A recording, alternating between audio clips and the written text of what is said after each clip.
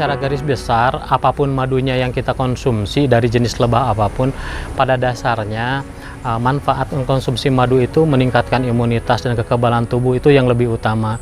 Tetapi dari madu-madu tertentu, dari lebah tertentu itu bisa menangkal radikal bebas, antivirus, untuk peremajaan sel kulit dan sebagainya. Itu yang secara garis besarnya seperti itu. Sebenarnya kalau kita ngobrol untuk membedakan madu asli dan madu palsu atau madu campuran, untuk saat ini sebenarnya kalau kasat mata itu sangat sulit. Sangat sulit. Kenapa sangat sulit? Karena penjual madu palsu itu justru mengikuti tren. Ketika musim yang ada di bulan ini, umpamanya madunya warnanya seperti apa, kekentalannya seperti apa, maka mereka pun membuat madu yang serupa. Jadi secara kasat mata itu sangat sulit. Tetapi bagi yang pernah mencicip madu asli, itu sangat mudah sebenarnya. Karena untuk madu asli dan madu palsu sebenarnya hanya kesamaannya hanya di warna dan kekentalan, tetapi untuk dirasa tetap sangat berjauhan. Tips sederhana untuk mengetahui apakah madu itu asli atau palsu, yang pertama, ini berlaku untuk semua jenis lebah, ada Dorsata, Serrana, Trigoda, dan Mellifera. Tip yang pertama, madu itu bisa disimpan di sendok, kemudian dididihkan. Sendoknya dididihkan.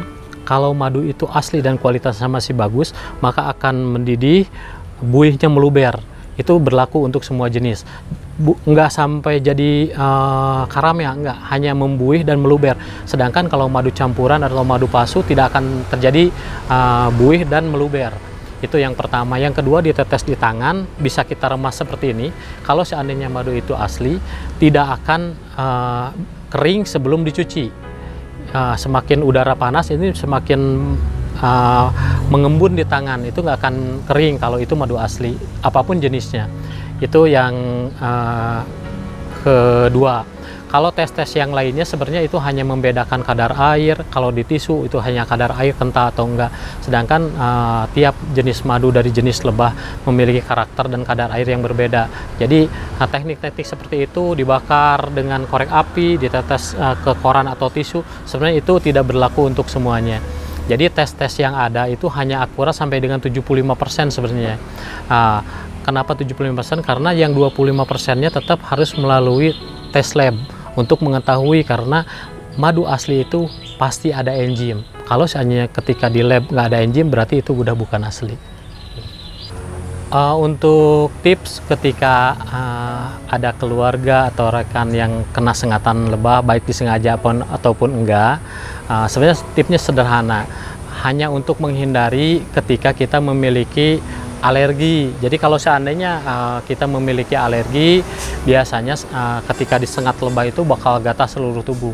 Tetapi untuk mengurangi dari efek alergi tersebut, tinggal ngambil air hangat, berikan 3 sendok madu ditambah air lemon. Itu diminum, dihabiskan 1 gelas, diminum langsung, itu bisa mengurangi alergi.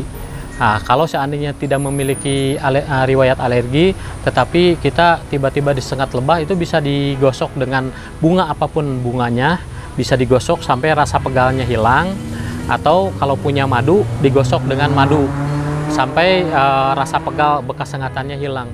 Itu untuk menetralisir venom atau racun yang masuk ke tubuh kita supaya tidak berkumpul di satu titik. Ketika berkumpul di satu titik, maka bakal ada proses peningkatan suhu tubuh di bekas sengatan, akhirnya bakal ada pembengkakan.